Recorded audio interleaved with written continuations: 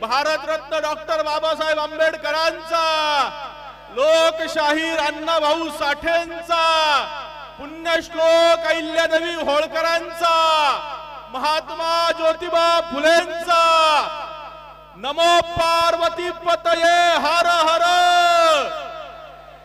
जय श्रीराम, रामकृष्ण हरी. नमो सद्गुरु तुकया ज्ञानदीपा, नमो सद्गुरु सच्चिदानंद रूपा, नमो सद्गुरु भक्त कल्याण मूर्ती, नमो सद्गुरु भास्करा पूर्ण कीर्ती. श्री दहावीर देवांच्या पदस्पर्शाने, पुण्यस्पर्शाने पावन झालेल्या आपल्या म्हसळा नगरीमध्ये आपणा सर्वांशी संवाद साधताना मनस्वी आनंद होतोय. म्हसळा तालुका हिंदू संघटनांच्या वतीनं आजचा हा हिंदू धर्म जागरण मेळावा आयोजित केलाय. आणि आपल्या हिंदू धर्मामध्ये, हिंदू धर्म संस्कृतीमध्ये, भारतामध्ये असं म्हटलं जातं की हिंदू केव्हा एकत्र येतो, तर चार हिंदू तेव्हाच एकत्र येतात जेव्हा पाचवा खांद्यावरती असतो. माझं महाराष्ट्रातल्या नवे नवे जगभरातल्या माझ्या हिंदू बांधू भगिनींना आव्हान आहे की त्यांनी म्हसळा नगरीमध्ये येऊन पाहावं की म्हसळा नगरीमध्ये आज हिंदू समाज कसा एकवटलाय. त्यामुळे तुमच्या सर्वांचं मनपूर्वक हार्दिक अभिनंदन की तुम्ही एवढ्या मोठ्या संख्येने एकत्र आलाय. पण काय गड्यांनो, महाराष्ट्राची भाषा कोणती हो, कोणती आहे? मी काय म्हटलं, माझा साथ तुमचा. महाराष्ट्राची भाषा कोणती आहे? म्हसळ्याची वेगळी आहे का? का बरं उर्दू मधले बोर्ड दिसतात इथं? आम्हाला वाटत नाही का या सगळ्याला विरोध करावा? म्हसळ्यामध्ये उद्यापासून मराठीतच फलक लागले पाहिजेत. प्रशासनाला पत्र द्या, शासनाला पत्र द्या. हा पाकिस्तान नाही, हे शासन आणि प्रशासनाला आता ठणकावून सांगितलं पाहिजे. जर आम्ही हिंदू म्हणून या सगळ्याला आज विरोध केला नाही तर भविष्यामध्ये म्हसळ्याचा सुद्धा बांगलादेश झाल्याशिवाय राहणार नाही, लक्षात ठेवा. या सगळ्या विषयांवरती बोलायचं नव्हतं, पण आल्या आल्या पाहिलं सगळीकडे कळत नाही त्या भाषेतलेच बोर्ड आहे. मराठी कळण, हिंदी कळण, इंग्लिश कळण, नुसतेच यू यू यू उलटे आकडे काढलेत. जर आम्ही हिंदू म्हणून आम्ही म्हणतो माझ्या मराठीचे बोले कौतुके परी अमृतालाही पैजा जिंके ज्ञानोबाराय म्हणून गेले, आणि त्यात ज्ञानोबारायांच्या भूमीमध्ये उर्दू भाषेतले बोर्ड लागतात. जर लोकसंख्येच्या आधारावरती जर आमच्या भाषा संपून दुसऱ्या भाषा आमच्याच तालुक्यामध्ये उदयास येत असतील तर त्या भाषा आणि ते बोर्ड ठेचण्याची ताकद सुद्धा आता हिंदूंनी ठेवली पाहिजे. मी नेहमी सांगतो, तुम्हा मामा हिंदूंच्या भाग्यामध्ये 5 भाग्य आहेत की ज्या भाग्यांवरती आपलं आयुष्य अवलंबलेलं आहे. त्यातलं पहिलं भाग्य जे सर्वश्रेष्ठ असं कोणतं असेल, त्या विश्वामध्ये 84 लाख प्रकारचे जीव बंधू भगिनींनो. कुणाला कुत्र्याचा जन्म भेटलाय, कुणाला मांजराचा जन्म भेटलाय, कुणाला वाघाचा जन्म भेटलाय, कुणाला सिंहाचा जन्म भेटलाय, कुणाला डुकराचा जन्म भेटलाय. अगदी सरपटणाऱ्या सापापासून तर हवेत उडणाऱ्या फुलपाखरापर्यंत, ते 250 वर्ष जगणाऱ्या कासवापर्यंत 84 लाख प्रकारचे जीव या जमिनीवरती असताना तुमचं माझं भाग्य इतकं श्रेष्ठ आहे, आपल्याला माणसाचा जन्म भेटलाय. आणि माणसाचा जन्म जरी भेटला असताना तरी तो कुठं भेटलाय? जिथं पीठ खायला महाग झालंय त्या पाकिस्तानात भेटलाय का? जिथं पंतप्रधानच देशातून पळून जातो त्या बांगलादेशात भेटलाय? ज्या ठिकाणी सुखाला फक्त भौतिक सुखाची व्याख्या लावली जाते त्या अमेरिका, ऑस्ट्रेलियामध्ये भेटलाय. सगळं जग लुटून स्वतःच्या घरात नेऊन ठेवणाऱ्या इंग्लंडमध्ये भेटलाय. सगळ्या जगाला प्रत्येक वर्षी कोणती नवीन महामारी द्यायला चीनमध्ये भेटलाय. अहो तुम्हाला आम्हाला जन्म कुठं भेटलाय? अहो संपूर्ण विश्वाला जी माता समान आहे त्या जगत जननी भारत मातेच्या कुशीत आपला जन्म झाला आहे. आपलं दुसरं महत्वाचं भाग्य. हे दुसरं भाग्यापेक्षा तिसरं भाग्य अजून श्रेष्ठ आहे.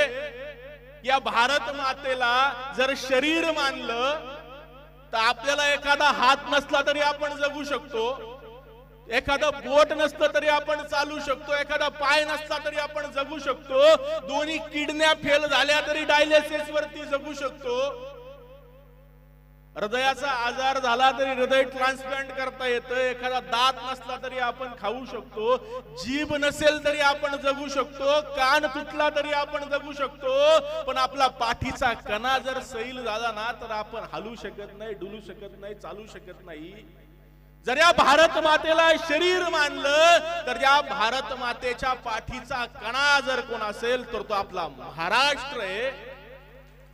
सेनापती बापट म्हणतात, महाराष्ट्र मेला तर राष्ट्र मेले, मराठा विना राष्ट्र गाडा न चाले, खरा वीर वैरी पराधीनतेचा, महाराष्ट्र आधार भूभारताचा, महाराष्ट्र आधार भूभारताचा. आपलं तिसरं भाग्य या महाराष्ट्राच्या मातीत आम्ही जन्माला आलो. चौथं भाग्य कोकण वासियांनो तुमचं त्याहून श्रेष्ठ आहे. महाराष्ट्रात जरी जन्माला आपण आले असलो तरी जे विदर्भ आणि मराठवाड्याला लाभलं नाही ते कोकण वासियांना लाभलं. अहो, ज्यांच्यामुळे आम्ही हिंदू म्हणून जगतो त्या पुण्यश्लोक छत्रपती शिवरायांनी, धर्मवीर छत्रपती शंभूरायांनी सर्वाधिक काळ वास्तव्य असं जर कुठं केलं असेल तर ते आपल्या कोकणामध्ये केलं. आपण कोकणात जन्माला आलोय, आपलं चौथं महत्वाचं भाग्य. आणि पाचवं भाग्य सगळ्या भाग्यांपेक्षा श्रेष्ठ आहे, जे भाग्य तुमच्या माझ्यासाठी महत्वाचं आहे, जे आपल्या पूर्वजांनी आपल्या रक्ताचा थेंब न थेंब आपलं शीर त्यागून आपल्याला दिलंय, ते म्हणजे आम्ही हिंदू म्हणून जन्माला आलोय. म्हणजे पाचवं भाग्य आम्ही कायम लक्षात ठेवलं पाहिजे. आम्हाला कुणी येतं आणि सांगतं, मला कोकण वासियांचा खूप अभिमान आहे की आमच्या पश्चिम महाराष्ट्रामध्ये, मराठवाड्यामध्ये, विदर्भामध्ये जातीपातीवरून भांडणं आहे. मी मराठा, मी ब्राह्मण, मी साळी, माळी, कोळी, धनगर, वंजारी, दलित, महार, मातंग, पण या कोकणामध्ये मला असं कुठंच पाहायला भेटत नाही. त्याबद्दल तुमचं सर्वाधिक अभिनंदन की आमच्या कोकणामध्ये जातपातच मानली जात नाही आणि त्याही पेक्षा मानली जाऊच नये. आपल्याला अभिमान असला पाहिजे ना आपल्या जातीचा. मी मराठा आहे, मी ब्राह्मण आहे, मी साळी आहे, मी कोळी आहे, मी माळी आहे, धनगर, वंजारी, दलित, महार, मातंग, जी काय जात असेल ती असेल. बंधू आणि भगिनींनो, त्या जातीचा अभिमान जरूर बाळगा, पण त्याही पेक्षा जास्त अभिमान आपल्याला आपल्या हिंदू धर्माचा असला पाहिजे. म्हणून आपण कोण आहोत? तुमचा प्रतिसाद काय येत नाही. कोण आहे आपण? आपण हिंदू आहोत. जर आपण आपली जात श्रेष्ठ मानत राहिलो आणि आपला धर्म विसरलो ना, बांगलादेशात जाऊन पहा काय म्हणून आमच्या माय भगिनींना घरातून ओढून रस्त्यावरती आणून त्यांच्या नग्न दिंडी काढल्या जातात. त्या बांगलादेश मधल्या घराघरामध्ये घुसणाऱ्या त्या सगळ्या बांगलादेशच्या मुसलमान नागरिकांना विचारा, तुम्ही काय म्हणून त्या घरामध्ये घुसून आमच्या माय भगिनीवरती बलात्कार करताय? काय म्हणून तिथल्या पुरुषांना रस्त्यावरती खेचून त्यांच्या कत्तली केल्या जातात? काय म्हणून आमच्या माय भगिनींना हातपाय बांधून तोंड बांधून रस्त्यावरती उभं केलंय? बांगलादेश मध्ये होणारे अत्याचार ते मराठा, ब्राह्मण, साळी, माळी, कोळी, धनगर, वंजारी बघून नाही येत, तर बांगलादेश मध्ये होणारे अत्याचार हिंदू धर्मावरती होणारे अत्याचार. म्हणून भारताचा बांगलादेश होऊ द्यायचा नसेल तर आज आपल्या जातीचा त्याग करा. आपली जात फक्त आपल्या दाखल्यावरतीच राहिली पाहिजे, आपल्या वर्तनातून ती संपून गेली पाहिजे. हा संकल्प आजच्या निमित्ताने करा. कारण जो संकल्प आम्ही करून शकलो नाही तर भविष्यामध्ये आमचा धर्म संपल्याशिवाय राहणार नाही. आमच्या माय बहिणींना पटकन कळल एकत्र राहण्याची ताकद काय असते. आम्ही जर फळवाल्याकडे गेलो आणि त्याला म्हटलं की 1 किलो द्राक्ष दे, तिथं माय माऊली असेल, 2 प्रकारची द्राक्ष ठेवलेली असतील. एक द्राक्ष असतील गरामधली आणि दुसरी द्राक्ष असतील सुट्टी सुट्टी पडलेली. मग तिला विचारलं माय माऊलीला, घरातली द्राक्ष कशी फुले? तर ती म्हणाली 100 रुपये किलो राजा. मग तिला विचारलं ही शेजारची सुट्टी द्राक्ष कशी आहे? घेऊन जा रे, अशीच कोण खाणार आहे ती? मग जरा आपण त्या माय माऊलीला विचारलं, का ग माऊले ही द्राक्ष खराब आहेत का सुट्टी म्हणून तू फुकट वाटतील? तर ती सांगेल ही द्राक्ष खराब नाहीयेत रे, कदाचित त्या घरामधली द्राक्ष ही कच्ची असतील, किडकी असतील, सडकी असतील, पण ही द्राक्ष जी सुट्टी झाली ती पिकलेली आणि गोड द्राक्ष आहे, मग तिला विचारा मग याची किंमत का शून्य आहे ग? ती माय माऊली जो सांगेल ना तो नियम हिंदू म्हणून आपल्याला लागू आहे, ती सहज सांगून जाईल, अरे राजा ही घरातली द्राक्ष जरी कच्ची असतील, किडकी असतील, सडकी असतील, आंबट असतील, तुरट असतील, पण ती एकत्र आहे म्हणून त्यांची किंमत आहे. ज्यावेळेस ही द्राक्ष सुटी झाली ना त्यांची किंमत शून्य झाली. म्हणून हिंदू बंधू भगिनींनो लक्षात ठेवा, जोपर्यंत आमची वज्रमुठ हिंदू म्हणून एकत्र आहे तोपर्यंतच आमची किंमत आहे. ज्यावेळेस आम्ही जातीपातीच्या विषाला भडकून वाटले जाऊ त्यावेळेस आमची माती झाल्याशिवाय राहणार नाही. त्यामुळे हिंदुत्वाचा अभिमान बाळगा, कारण बटेंगे तो ते निवडणुकीपुरतं नाहीये बर का. निवडणूक झाली की विसरलं असलं काय नाही. निवडणूक होऊन गेली, सरकार बसायचं ते बसलं, हिंदूंच्या समस्या संपल्यात का? आमच्या प्रत्येक राजकीय नेतृत्वाला हिंदुत्वाचा अभिमान वाटला पाहिजे आणि त्यांनी हातात भगवा ध्वज घेतला पाहिजे. हे काम हिंदू म्हणून आपल्याला करावं लागेल. त्यामुळं बटेंगे तो हिंदू म्हणून आम्ही सगळ्यांनी एकत्र आलं पाहिजे आणि त्याही पेक्षा पुढे जाऊन आमच्या हिंदू समाजासमोरच्या समस्यांना काहीतरी वाचा फोडली पाहिजे. आमच्या समाजासमोरच्या समस्या कोणकोणत्या याची तरी जाणीव आम्हाला आहे का? आज जशी जातीपातीचं विष आम्हाला फोकरतंय तसं ख्रिश्चन धर्मांतराचं बीज आमच्या गावागावामध्ये येतंय. आमचा कोकण सुद्धा त्याला कमी नाहीये. कुणीतरी ख्रिश्चन पादरी येतो आणि आम्हाला सांगतो की कसा तुमचा धर्म वाईट आहे, कसा तुमचा हिंदू धर्म खराब आहे. त्यामुळे तुम्ही तुमच्या घरातल्या विठ्ठलाची मूर्ती बाहेर काढा, तुम्ही तुमच्या घरातला राम, घरातला श्रीकृष्ण बाहेर काढा आणि त्याच्या ऐवजी येशूचा फोटो ठेवा, क्रॉस ठेवा. आणि आमची सामान्य भोळी बाबडी माणसं त्या छळाला, पळाला, लांगुल चालनाला भुलून आपल्या घरामधले देव विसर्जित करतात. आपल्या घरामधील महापुरुषांच्या प्रतिमा फेकून देतात, देवी देवता नदीमध्ये सोडून देतात, खंडोबाचे टाक उकिरड्यावरती फेकून देतात. हिंदूंनो, आज जर आम्ही या धर्मांतरणाचं विष ओळखलं नाही तर भविष्यामध्ये आमच्यावरती अत्याचार झाल्याशिवाय राहणार नाही. 16 एप्रिल 2020 काय झालं होतं कुणाला माहिती आहे? हातवरती करा बरं. 16 एप्रिल 2020 आम्ही हिंदू इतके विसरबोळे की आम्ही काल काय खाल्लं ते आम्हाला आठवत नाही. महाराज 16 एप्रिल 2020 ला काय झालं होतं काय सांगायचं तुम्हाला? 16 एप्रिल 2020 ला आमच्याच भारतामध्ये, आमच्याच महाराष्ट्रामध्ये, आमच्याच कोकणामध्ये, पालघर सारख्या जिल्ह्यामध्ये आपल्या आईच्या अंत्यविधीला जात असताना 2 साधूंना पकडून दगडाने ठेचून कोयत्या कुऱ्हाडीने तोडत तुकडे करून मारलं का? आम्हाला सांगितलं आता महाराज ती पोरं पळवणारी टोळी होती म्हणून. मला सांगा बंधू आणि भगिनींनो, 2 माणसांची पोरं पळवणारी टोळी असते का? असते का? समजा टोळी आहे म्हटलं तर त्यांच्याकडे शस्त्र असतील, अस्त्र असतील, त्यांच्याकडे कोयता, कुऱ्हाड, तलवार, भाला काहीतरी असेल, काही नसेल तर चाकू असेल. त्यांच्याकडे एकही शस्त्र नाही. बर ते क्रूर असते तर ज्यावेळेस तो सगळा जमाव हातामध्ये दगड घेऊन, काठ्या घेऊन त्यांना झोडपत होता, दगडी फेकून मारत होता, त्यावेळेस त्यांनी हातामध्ये दगडी आलेली घेऊन परत त्यांच्यावरती भिरकावली नसती का? 3-4 तास आमच्याच भारतात, आमच्याच महाराष्ट्रात, आमच्याच कोकणामध्ये आमच्याच हिंदूंच्या 2 साधूंना दगडाने ठेचून मारलं गेलं का? आम्हा हिंदूंना सत्य पचवणं अवघड जातं का?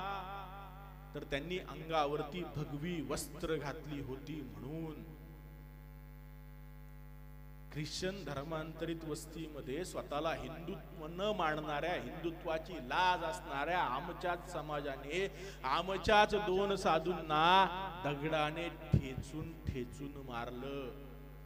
हे धर्मांतरणाचं विष इतकं भयानक आहे. अहो, जो भगवा ध्वज छत्रपती शिवरायांनी प्रत्येक गड किल्ल्यांवरती फिरकवला, जो भगवा ध्वज साक्षात हनुमंतराय अर्जुनाच्या रथाचं सारथ्य करताना घेऊन बसते, जो भगवा ध्वज प्रभू श्रीरामचंद्रांचा, भगवान श्रीकृष्णांचा आहे, जो भगवा ध्वज आमच्या साधू संन्याशांचा आहे, जो भगवा रंग त्याग शौर्य पराक्रमाचा आहे, तो भगवा रंग अंगामध्ये परिधान केला म्हणून आमच्याच महाराष्ट्रामध्ये आमच्याच साधू संतांची कत्तल केली गेली का?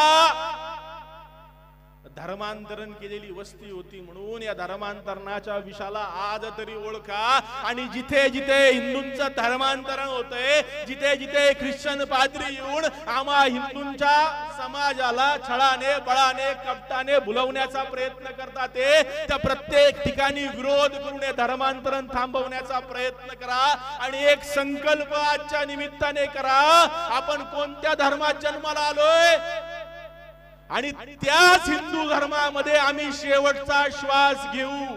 ना मी धर्मांतरण करेल, ना माझ्या परिचयाच्या कोणाला मी धर्मांतरण करू देईल. हा संकल्प आजच्या दिवसाने करा. जर आम्ही हे संकल्प केले नाही तर भविष्यामध्ये आमचा हिंदू धर्म शिल्लक राहणार नाही. बंधू आणि भगिनींनो, ही जशी आमच्यावरती होणारे ख्रिश्चनांची आक्रमण आहेत, त्याही पेक्षा भयानक अवस्था गेले 1000 वर्ष इस्लामिक आक्रमणाची या भरतखंडामध्ये आमच्या मातृभूमीमध्ये आम्ही भोगतोय.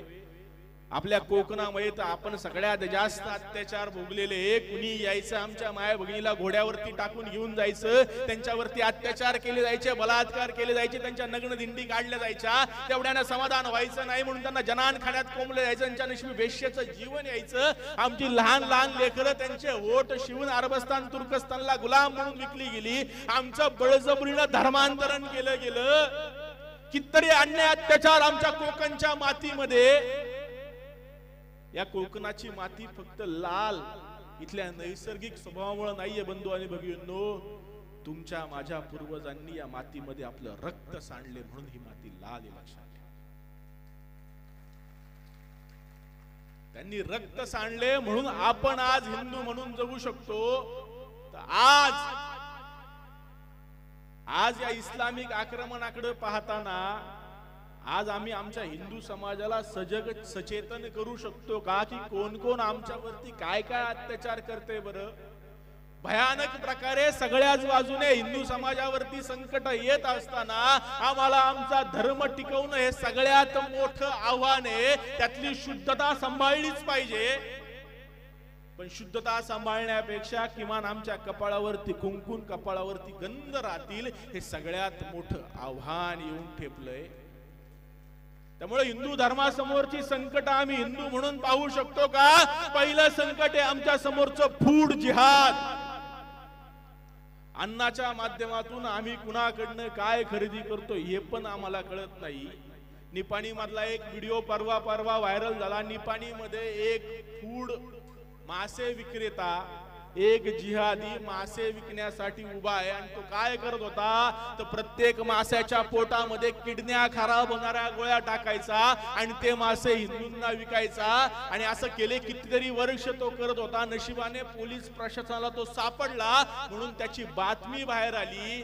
नाहीतर असे किती लोक असतील जे त्या माशांच्या पोटामध्ये नाही ते घालून तुम्हाला मला विकत असतील. असाच परवा पुण्यातला एक व्हिडिओ व्हायरल झाला. पुण्यामध्ये एक जिहादी भाजी विक्रेता भाजी विकण्यासाठी उभा होता. बिचारा उन्हाचा कडाका प्रचंड होता आणि ऊन येत असल्यामुळे ती भाजी सुकायला लागली. सुकलेली भाजी खायला घालू नये, मग करायचं काय, जरा ओली केली पाहिजे भाजी. मग काय करावं तर पाणी शोधलं पाहिजे, पाणी सापडे ना. पाणी शोधता शोधता शेवटी कळालं की शेजारून सुंदर सुवासिक गटार वाहते. कुठं आपल्याला भाजी खायची म्हणून अशीच ती भाजी घेतली, गटारामध्ये घंगाळली आणि परत तीच भाजी विकायला ठेवली. आमच्या हिंदू महिला, आमचे हिंदू पुरुष भाजी आणायला जातात. मेथी घ्यायची असती, ताजी भाजी कुठं दिसती म्हणून भाजी घेतात. मेथी घेऊन घरी जातात आणि म्हणतात, वा भैया की मेथी तो बहुत अच्छी. काय खाक अच्छी ती, गटरातली मेथी खातोय आम्ही. याही पेक्षा वाईट तो डोंबिवलीचा का धारावीचा व्हिडिओ आहे. एक जिहादी फळ विक्रेता फळ विकण्यासाठी फळाच्या हातगाडीवरती उभा आहे आणि फळाच्या हातगाडीवरती उभा असताना त्याला बिचारा लघुशंकेला आली. करायचं काय, कुठं जायचं म्हणून काय केलं तर फळ विकायच्या पिशवीमध्येच लघुशंका केली. आणि आता ती लघुशंका फेकायची कुठं कळेना म्हणून त्याच लघुशंकेने सगळी फळं धुतली आणि तीच फळं आम्ही खातोय. लक्षात ठेवा हिंदू बंधू आणि भगिनींनो, जर त्यांनी ठरवलं तर तुमच्या माझ्या पुढच्या पिढ्या जन्माला न येण्याची क्षमता ते ठेवतात. जर तुम्हाला तुमच्या माझ्या पुढच्या पिढ्या जन्माला घालायच्या असतील, नवे नवे त्या निरोगी आणि आरोग्यदायी जन्माला घालायच्या असतील, तर आजच्या मेळाव्यातून एक संकल्प करा, ज्याच्या कपाळी नाही टिळा त्याच्याकडून खरेदी टाळा. हे नुसतं टाळ्या वाजवण्यापुरतं नाहीये. इथून गेले की नाही भैयाला जरा धंदा दिला पाहिजे, कशाला झक मारायला दिला पाहिजे. माझं लेकरू महत्वाचं आहे, माझं भविष्य महत्वाचं आहे का भैयाचं पोट भरणं महत्वाचं आहे? काय महत्वाचं आहे? आवाज येत नाही तुमचा, चुकीचं नाही ना बोलत मी? माझं लेकरू महत्वाचं आहे का भैयाचं पोट भरणं महत्वाचं आहे? महिला मंडळ आम्ही काही खरेदी करत नाही. पुरुषाला तुम्ही सांगितलं तरच तो बाजारात जातो, नाही त्याला काही एवढी हौस आलेली नाही. तुम्ही संकल्प करा, जर आमच्या पुढच्या पिढ्या निरोगी आरोग्यदायी करायच्या असतील तर कुणावरही दयामया न दाखवता फक्त आणि फक्त हिंदूंकडूनच खरेदी करा.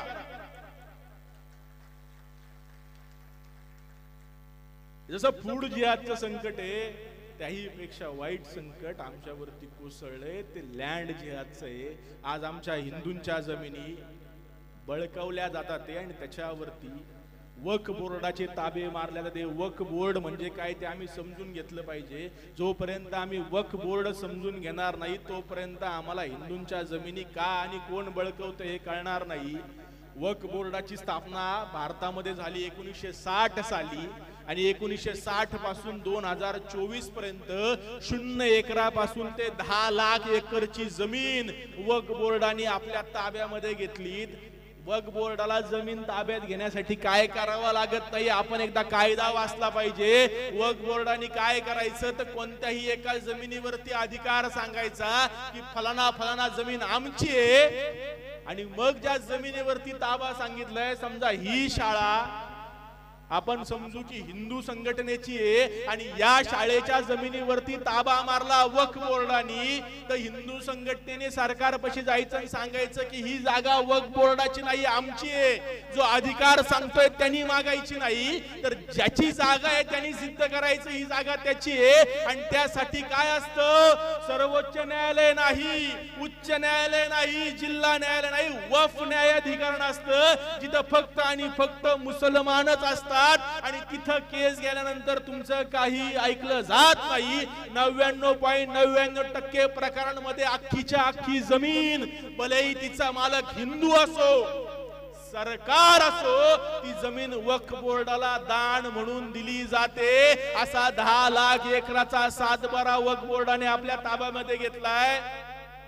ते आपल्या मडीचं देवस्थान आहे कानिफनाथांचं, मच्छिंद्रनाथांचं. त्या मडीच्या अख्ख्या गडावरती ताबा मारून सांगितलं ह्यो किल्ला आमचा आहे. मध्ये त्या गुहा नावाचं गाव आहे, संत कानिफनाथ महाराजांची समाधी आहे. 40 एकराचा सातबारा आहे. त्या 40 एकराच्या सातबाऱ्यावर वक्फ बोर्डाने ताबा मारला आणि सांगितलं ही कानिफनाथांची समाधी नाहीये, ही वक्फ बोर्डाची जमीन आणि ह्यो आमचा पीर बाबा आहे. अख्ख्या जमिनीवरती ताबा मारला. संत कानिफनाथांची समाधी फक्त 10 बाय 20च्या 200 स्क्वेअर फीट मध्ये, पण शेजारी 3.5-4 गुंठ्याची 3 मजली मस्जिद बांधली गेली. परवा आमचे वारकरी तिथं भजन करायला गेले एकादशीला, तर काठ्यांनी झोडपलं. त्यांना सांगितलं की कानिफनाथ नाही, इथं भजन करायला यायचं नाही, आमचा पीर बाबा आहे. असं जर देशभरामध्ये ठिकाणी होत राहिलं तर भविष्यामध्ये हिंदूंनो तुमच्या माझ्या मालकीच्या घरावरती सुद्धा हे वक्फ बोर्ड ताबा मारल्याशिवाय राहणार नाही. म्हणून या लँड जिहादच्या संकटापासून ओळख करून या. रस्त्यावरती फिरताना कोकणात तर खूप रिकाम्या जागा आहे. अचानक एखाद्या रस्त्यावरती एक दगड येतो, मग दुसरा येतो, मग तिसरा येतो, मग त्याच्यावर सिमेंट येतं, मग हिरवी चादर येते, मग त्याच्यावरती फुलं येतात, मग एक भिकारी येतो आणि म्हणतो भगवान के नाम पे दे दे. हा पीर बाबा होतो, तो नवसाला पावतो. मग त्याच्यावरती हिंदू मुसलमान सगळे गर्दी करतात, मग त्याचा दर्गा होतो. ती जमीन वक्फ बोर्डाला कधी जाते हिंदूला सुद्धा कळत नाही. असं ठिकाणी सुरू हे फक्त जमिनीवरती नाहीये, घाट रस्त्यांवरती सुद्धा आहे. त्याही पेक्षा वाईट तुमच्या माझ्या छत्रपती शिवरायांच्या किल्ल्यांवर सुद्धा ही अवस्था आहे. जर आम्ही हिंदू म्हणून आज हे ओळखलं नाही तर भविष्यामध्ये सगळीकडे फक्त पीर बाबाच दिसतील. छत्रपती शिवरायांच्या 73 गड किल्ल्यांवरती आज थडगी आहे. तुम्ही कधी पन्हाळ्याला गेले नसाल तर पन्हाळ्याला जाऊन या. एकट्या पन्हाळ्या किल्ल्यावरती 16 थडगी बांधली. किती? तेवढी मंदिरं सापडत नाही पण तेवढी थडगी किल्ल्यावरती सापडतात. काय संबंध आहे? काही संबंध नाही. काय पुरावा आहे? काही पुरावा नाही. एक दगड, दोन दगड, तीन दगड करायचे आणि हळूहळू चादरी अंतरायच्या आणि त्या सगळ्या जमिनीवरती ताबा मारायचा. एवढं मोठं षडयंत्र संपूर्ण देशभरामध्ये, राज्यभरामध्ये छत्रपती शिवरायांच्या बाबतीत सुद्धा होत असताना आम्ही हिंदू म्हणून या लँड जिहादकडे उघड्या डोळ्यांनी पाहिलं पाहिजे. कारण याच शिवरायांच्या गड किल्ल्यांचा वापर मग दहशतवादी कारवायांसाठी सुद्धा व्हायला माग पुढे कुणी पाहणार नाही, जो विशाळ गडाचा झाला. याही पेक्षा वाईट संकट लव जिहादचं आहे. आज आमच्या मुलींना प्रेमाच्या जाळ्यामध्ये अडकवलं जातं आणि त्यांचं धर्मांतरण केलं जातंय. लव जिहाद आपल्या सगळ्यांना माहिती आहे. आपण सगळे उघड्या डोळ्यांनी पाहतो तरी सुद्धा आमची मुलगी कोणासोबत बोलती याची जाणीव आपल्याला नाही. स्वातंत्र्य म्हणजे स्वैराचार नाही. एक वेळ मुलींनी भारतीय कपडे घालावेत न घालावेत यावरून आम्ही वाद केला पाहिजे.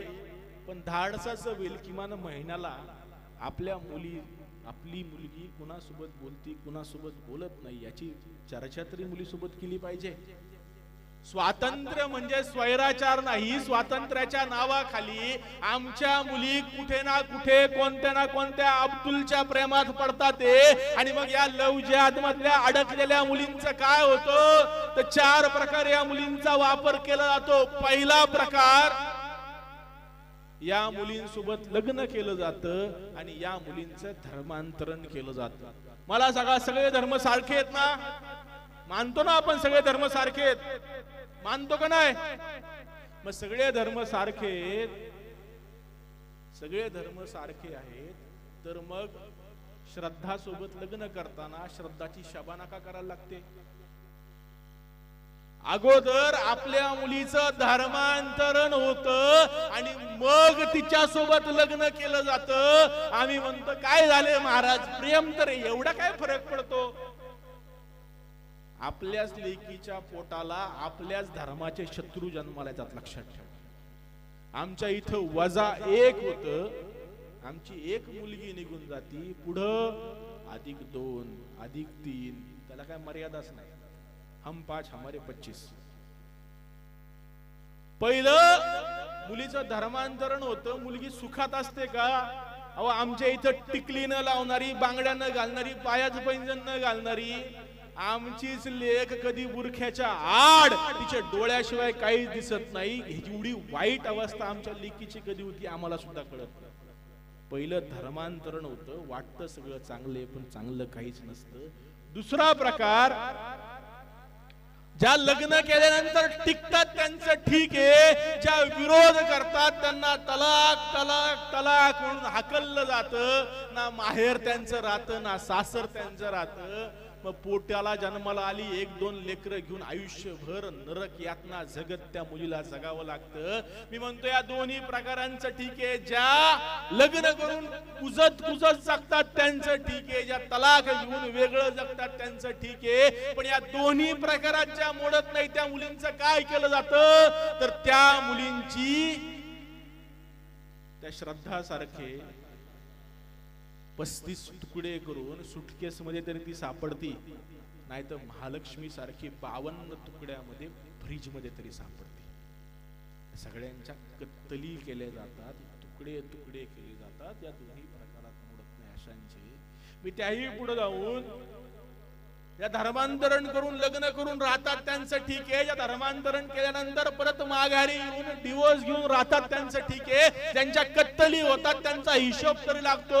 आज मी तिला देशभरामध्ये वर्षाला लाखभर हिंदू मुली बेपत्ता होतात. त्यातल्या काही हजार मुलींची लग्न होतात, काही शेकडा मुली माघारी घरी येतात, काही डझनभर मुलींच्या कत्तली होतात. पण उरलेल्या 90-95 हजार मुलींचं होतं काय? एखादी मुलगी पळून गेली तर परत तिचा चेहराच दिसत नाही. अशा हजारो मुली आज आमच्या घराघरांमधून बेपत्ता होतात. हे लव जिहादचं संकट किती मोठं आहे. हिंदू म्हणून याच्याकडे पहा. अशा मुलींचं होतं काय, या सगळ्या मुलींच्या एकतर कत्तली करून त्यांच्या अवयवांची तस्करी केली जाते, किंवा या सगळ्या मुली ISI सारख्या संस्थांसाठी भारत विरोधी कारवायांसाठी वापरल्या जातात, किंवा या मुलींना बळजबरीने वेश्या व्यवसायात ढकललं जातं. एवढी भयानक अवस्था आमच्याच लेकीची होते का, तर आम्ही तिच्यासोबत चर्चा करत नाही म्हणून, आम्ही तिच्यासोबत संवाद करत नाही म्हणून, आम्ही तिच्यासोबत बोलत नाही म्हणून. गेले ते दिवस ज्यावेळेस आपल्या लेकीसोबत लेकासोबत आम्ही घेऊन बसून बोलत नव्हतो, तेव्हा तुझं नक्की म्हणणं काय आहे. पण आज आमच्या मुला मुलींना गुड टच बॅड टच आपला प्रियकर आपल्या धर्माचा किमान असला पाहिजे याविषयी संवाद साधणं आवश्यक आहे. नाहीतर कुणीतरी अब्दुल येईन आणि आमच्या लेकीला भरकन उडून घेऊन जाईल आणि तिच्या आयुष्याची बर्बादी करेल. हे कधी होईल कळणार सुद्धा नाही. लक्षात ठेवा, माझ्या आयुष्यातला प्रसंग आहे. मी नेहमी सांगतो, 12वी पर्यंत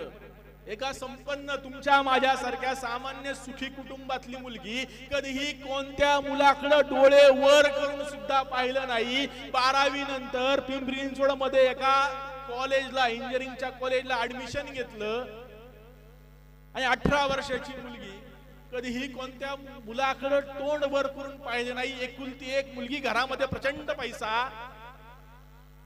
18 वर्षाची झाली, इंजिनिअरिंगच्या पहिल्या वर्षाला गेली, कॉलेजला जायला लागली आणि पहिल्या 6 महिन्यामध्ये कॉलेजमध्ये कॅन्टीन मध्ये फरशी पुसायचं काम करणाऱ्या अब्दुलच्या प्रेमात पडली. 5-6 महिने प्रेम प्रकरण चाललं. एखाद दिवशी मुलगी कुठं गायब झाली कुणालाच कळेना. आई वडिलांनी प्रचंड शोधाशोध केली आणि त्यानंतर कळालं की कॉलेज कॅन्टीन मध्ये फरशी पुसायचं काम करणाऱ्या 20 वर्षाच्या अब्दुल सोबत आपली लेक पळून गेली. आई बाबाला प्रचंड राग आला, प्रचंड चीड आली. आई बापाने पाणी सोडून दिला. रे मेली आमची मुलगी, आमच्या डॅडीसाठी एवढं कमवलं, तिला तळ हाताच्या फोडासारखं जपलं, ती आमची मुलगी आमच्याच तोंडाला काळं फासून निघून आता. रे मेली आमच्यासाठी मुलगी म्हणून आई बाबाने पाणी सोडून दिलं. मुलीवरून वर्ष निघून गेलं. आई बाप विसरले आपल्या पोटाला कोणती मुलगी जन्माला आली होती. कॉलेज मधले प्राध्यापक विसरले आपल्या कॉलेजामध्ये कोणती विद्यार्थिनी या नावाची होती. मित्रमैत्रिणी विसरले आपल्याला कोणी मैत्रीण होती. वर्ष निघून गेलं आणि वर्षभरानंतर आईच्या फोनवरती एका अनोळखी नंबर वरून कॉल आलाय. आईने फोन उचलला आणि समोरून आपल्याच लेकीचा रडत रडत आईला आवाज ऐकू येतोय. आणि जी लेक वर्षभरापूर्वी 20 वर्षाच्या पोरासोबत घरदार सोडून पळून गेलीत, तीच पोरगी आपल्याच आई बापाला फोन करून म्हणते, आई मला वाचव, बाबा मला वाचवा, इथं मला यांनी काश्मीरला आणलंय आणि माझ्यावरती इथं रोज नवीन माणूस येऊन अत्याचार करतोय, बलात्कार करतोय. आई मला हे सहन होत नाहीये, बाबा मला वाचवा, माझी या सगळ्यातून सुटका करा. असं म्हणून धाय मोकलून ती लेक आपल्या आई बापाकडे रडती. ते आई बापाला शेवटी कीव आली, अरे आपलंच लेकरू आहे कसं सोडायचं. आई बापाने स्थानिक पोलीस स्टेशन मध्ये धाव घेतली. इथले पोलीस घेतले, काश्मीरला गेले, काश्मीरचे पोलीस घेतले आणि ज्या पत्त्यावरून फोन आला होता त्या पत्त्यावरती गेले. दरवाजा वाजवला गेला, दरवाजा उघडला. 60 वर्षाच्या म्हाताऱ्या अब्दुलने विचारलं, या नावाची कोणती मुलगी इथे राहते का. त्याने सांगितलं, इथं कोणतीही मुलगी राहत नाही. बळजबरीने सगळ्या घराची झडती घेतली गेली तर बुरख्याच्या आड 20-1 वर्षाची नाजूक कोवळी मुलगी सापडली. बुरखा हटवला गेला. आपलीच पोटची पोर पाहून आई बापाला प्रचंड रडायला आली. आई बाप तिला मिठीत घेऊन सांगू लागले, बाळा चल आता आपल्या घरी, तुझा नरकवास संपला, आता तुझ्यावरती कोणी अत्याचार करणार नाही, तुझ्यावरती कोणी बलात्कार करणार नाही, चल आपण आपल्या घरी निघून जाऊ. विचार करा, मुलगी कुठली आहे, पुण्यातली, सापडलीत कुठं, काश्मीर मध्ये. पळून किती वर्षाच्या मुलासोबत गेलीत, 20 वर्षाच्या. सापडलीत किती वर्षाच्या मुलासोबत, 60 वर्षांच्या. आई बाप त्या लेकीला मिठीमध्ये घेऊन वारंवार म्हणतात, ते बाळा आता चल, आम्ही आलोय, आता तुझ्यावरती कुणी अत्याचार करणार नाही, तुझ्यावरती कुणी बलात्कार करणार नाही, तुला कुणी छेडणार नाही, तुला कुणी त्रास देणार नाही, आपण आपल्या घरी परत जाऊ आणि सुखाने राहू, चल राजा.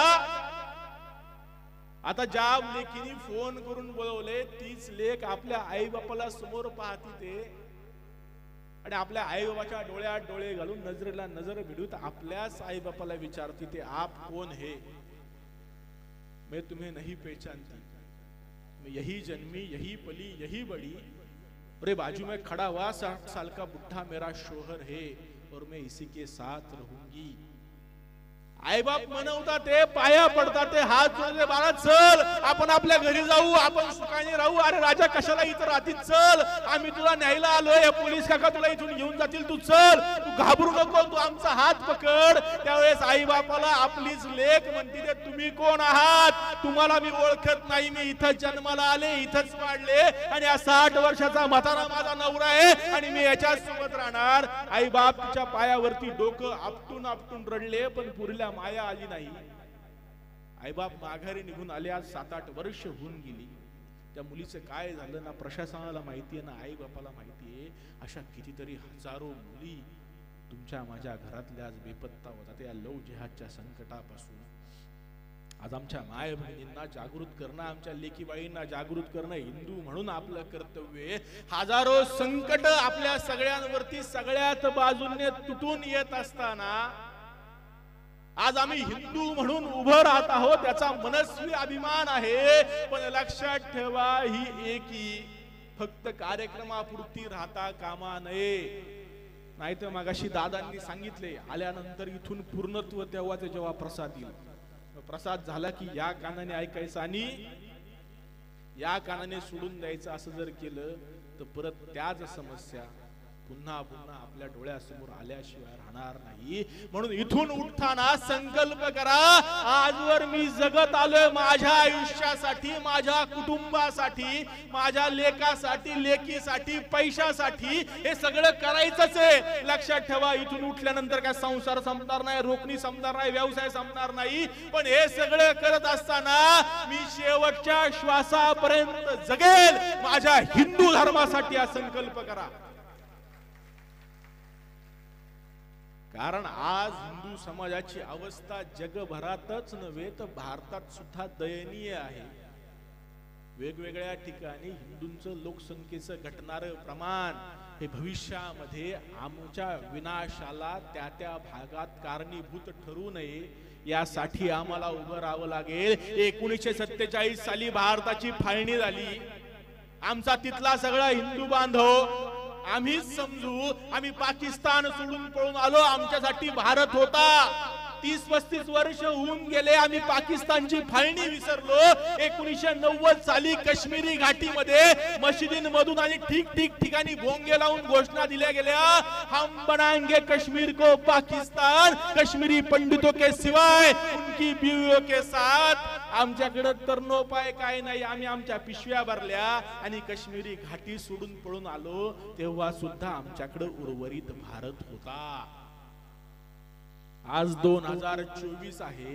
आज तेच बांगलादेश मध्ये सुरू आहे. आज घराघरामध्ये घुसून आमच्या माय बहिणींवरती बलात्कार केले जाते, आमच्या पुरुषांच्या कत्तली केल्या जाते आणि आमचा हिंदू तिथून धावून परत भारतामध्ये येतोय. आज त्याच्यासाठी सुद्धा बांगलादेशातून जरी हाकललं गेलं तरी भारत आहे. 47 ला आम्ही पाकिस्तान सोडला, 90 ला काश्मीरी घाटी सोडली, 24 ला बांगलादेश सोडतोय. अरे हिंदूंनो पळणार कुठं कुठे रे.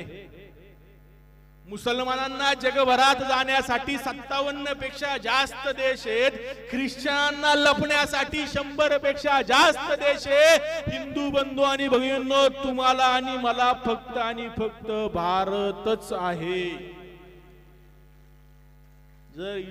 जर आपण अल्पसंख्याक झालो तर जाळायला स्मशान सुद्धा भेटणार नाही. लक्षात ठेवा, स्मशान सुद्धा भेटणार.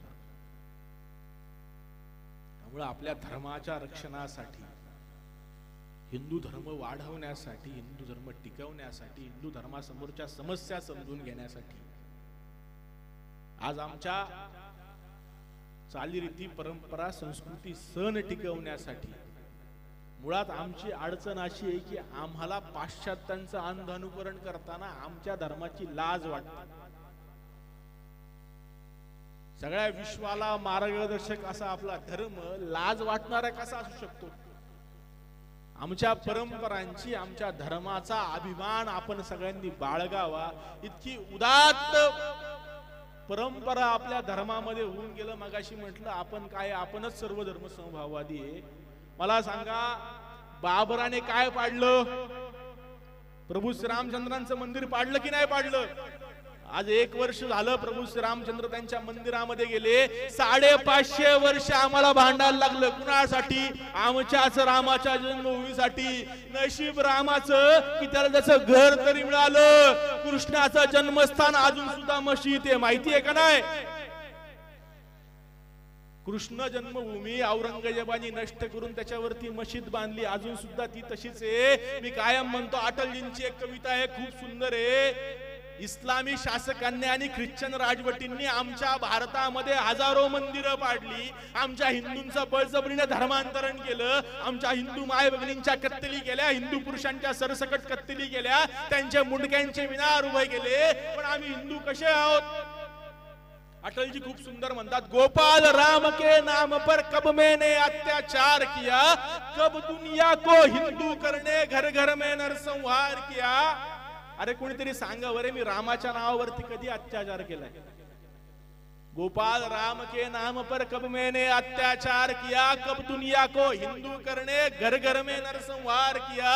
कोई बतलाए मुझको काबुल में जाकर कितनी मस्जिद तोडी. कुणीतरी सांगा बरे, मी कुणाच्या किती मशिदींच्या फोडले? माझं ध्येय काय आहे?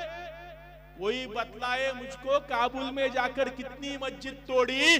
भूभाग नहीं शत शत हृदय जीतने का निश्चय. हिंदू तणमण हिंदू जीवन रग रग हिंदू मेरा परिचय. माझा जन्म कशासाठी आहे? माझा जन्म जमीन जिंकण्यासाठी, कुणाला संपवण्यासाठी नाहीये, तर माझा जन्म मानवतेच्या कल्याणासाठी आहे. ती मानवता टिकवून ठेवणारा जगातला एकमेव धर्म जर कोणता असेल तर तो आपला हिंदू धर्म आहे. तो हिंदू धर्म टिकला तर जगातली मानवता टिकेल. म्हणून आपला धर्म टिकवण्यासाठी सज्ज व्हा. मला अभिमान आहे आपण एवढ्या मोठ्या संख्येने एकत्र आलोय. असेच आपण भविष्यात सुद्धा हिंदुत्वासाठी, हिंदू धर्म रक्षणासाठी एकत्र येऊयात. आणि मगाशी म्हटलं तसं, इथून उठल्यानंतर न विसरता लव जिहाद, लँड जिहाद, फूड जिहाद, बिझनेस जिहाद, वोट जिहाद. विधानसभेच्या निमित्ताने 105 मतदारसंघांमध्ये प्रवास केला. त्यातले 91 जण आमदार म्हणून निवडून आले. 14 जण निवडून आले नाही. ते 14 जण ते होते ज्यांनी हिंदुत्वाला विरोध केला. म्हणून जो जो हिंदुत्वासोबत उभा राहील त्या सगळ्यांसोबत आपण उभं राहिलं पाहिजे हा संकल्प करा. कारण जर आज आम्ही हिंदुत्वाच्या ताकदीच्या पाठीशी उभे राहिलो नाही तर भविष्यामध्ये आमच्या बाजूने बोलणार कोण राहणार नाही. म्हणून परत एकदा सर्वांना लक्ष लक्ष लक्ष शुभेच्छा. कर्तव्य विसरू नका. हे तुकोबारायांचा वारसदार म्हणून तुम्हा सगळ्यांना आव्हान करतो.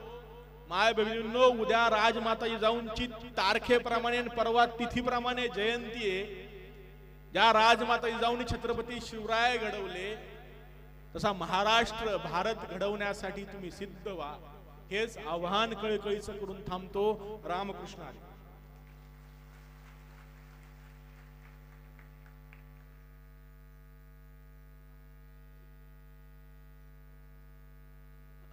धन्यवाद महाराज. मी महेश पवार यांना आमंत्रित करतो.